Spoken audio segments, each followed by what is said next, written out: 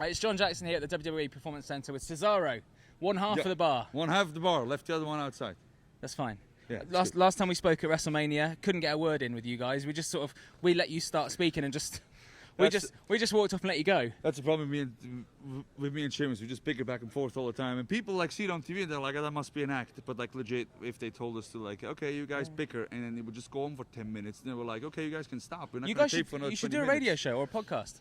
Yeah, actually, we've been throwing that idea around. Yes, Okay, definitely. good.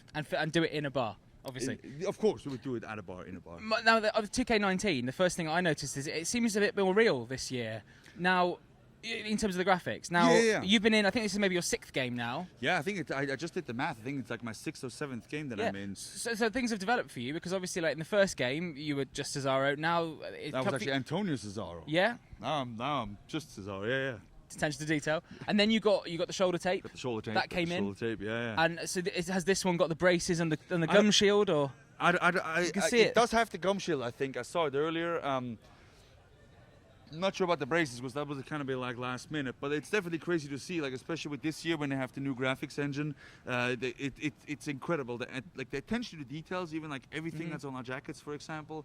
And then, like you said, like it's just more realistic. But there's also what I love. There's a more like emphasis on fun. Because like, I feel it's easy to play just from picking it up and playing for the first time. And there's like a big head mode. There's like a Minecraft-looking pixel mode. Like it's just like.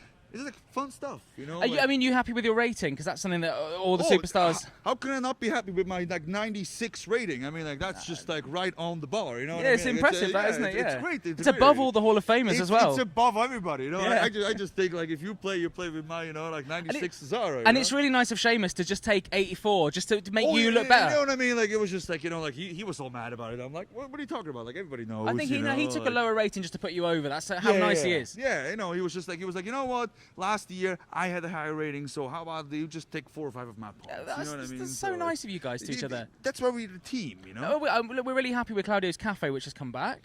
Yes, I brought that back. It's like my second Instagram where I just post pictures of me going to coffee places. And you generally go for the cortado, right? I go for the cortado, or like flat white. They call it piccolo. They call it. It's really funny because like wherever we go regionally, they have like different names. That's very true. Yeah. I mean, how does British coffee rate to the American coffee that you've tried? Actually, that was really funny. Last time we were in England, it was February, right? Yeah.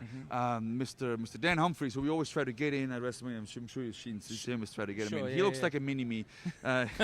He is the head of, you know, he's a big wig. He doesn't have a wig. He has a bald head, actually. He needs a wig, if anything. Over in England, yeah. And great guy. And he showed me this article about like the 3rd coffee revolution in England, which was fascinating. Because like we realized that kind of like in the United States, you know, like there's more and more local coffee shops coming up in England, and it's fantastic. You know, it's like, so it's kind of like it went from like we just have coffee, then it was like, you know, the Starbucks, Costa coffee wave, and now it's like the 3rd of like, oh, like mom and pop shops, people actually want to have nice coffee, and that's great. It's like a worldwide thing. You're going to Melbourne, Australia soon for the Super Showdown. I'm so excited. You've obviously been there before? I've been there before, many times to Melbourne. Big coffee city. Melbourne is a huge coffee city. It's phenomenal. You can go into a grocery store, you can go to a shopping mall, and there's just like coffee places all around, you know?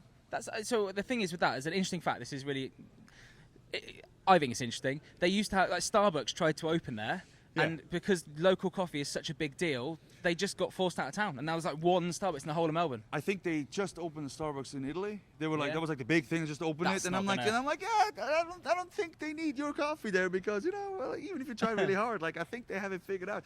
In Italy, I went to, we went to airport, and it was like 6 o'clock in the morning. And I wanted a coffee, and I got there, and it was like the longest espresso machine I've ever seen. And it was a smaller airport. Yeah. It was like like quadruple the size of any regular espresso machines. 4 baristas working, and just go like, boom, boom, there's your espresso, and it tastes phenomenal. So I'm like, I think we're fine with that. All right. If you had to match, you know how they match coffee with food, you know, like for after food. If you had to match a coffee to a good session on 2K19, what kind of coffee are we going for? Well, for a good session, I would say I would go with a cold brew. Okay. Just mainly because, you know, like that will hold me on for a long time, and you can just kind of zip on it, play, gives you a little energy, you know. Okay. And then just like have a good all-night 2K session with your friends. There we go. The first time anyone's ever matched coffee with a computer game. Cesaro, thank you very much. Thank you very much. Oh, you know what? By the way, sorry, I'm going over in all the interviews, but I don't really care. Speaking of, you need to get cold brew, and you need to beat AJ in the $1 Million Challenge next WrestleMania. You know, there's a $1 Million Challenge if you can beat AJ. And the only reason, like, even if you're like, oh, I don't want to beat AJ, I like him. AJ gets so mad if he loses at video games. Like, he literally gets so mad, he like smashes controllers and everything. You can watch it up down. It's just worth for that. So secret weapon is cold brew. The secret weapon to beating AJ. The secret weapon to beat AJ is cold brew. Lots and copious amount of it, because you'll be able to practice all night long. You heard it here first. We are the bar. I got the right arm.